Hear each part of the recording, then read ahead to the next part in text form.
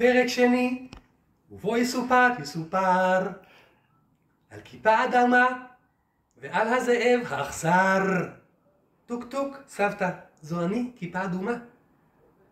הכנסי מתוקה שלי, חיכה הזאב את קולה של סבתא.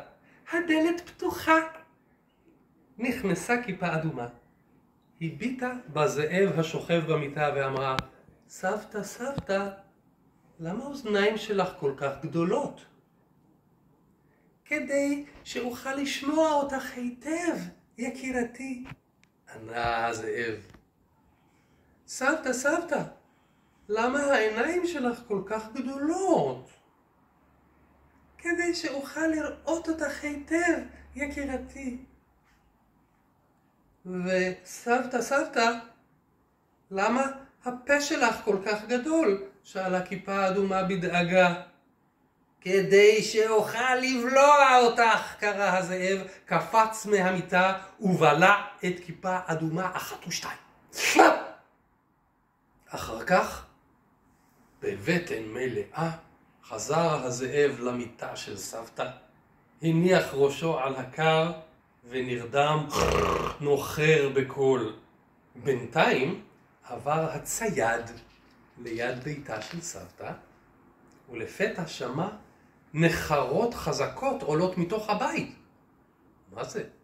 התפלא הצייד. ממתי סבתא נוחרת כך? משהו פה לא בסדר. נכנס הצייד האמיץ לתוך הבית, ומה ראה? הזאב הרשע שוכב במיטה של סבתא, הבטן שלו מלאה מאוד ומתנועעת, והוא ישן כמו תינוק. אהה, חשב הצייד, ידעתי שמשהו פה לא בסדר.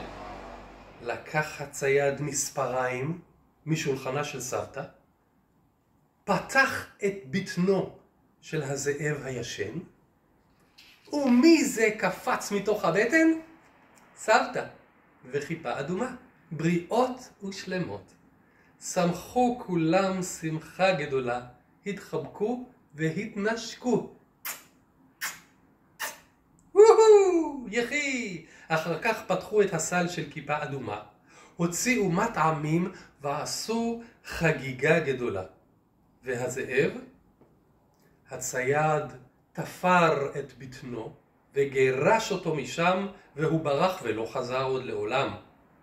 וכיפה אדומה מאותו היום הלכה לסבתא רק בשביל, ישר ישר, ושוב לא דיברה עוד לעולם עם זאבים ערמומיים ואכזריים. זהו סוף הסיפור, יומבו. זהו סוף הסיפור. אלונה, לילה טוב לכם.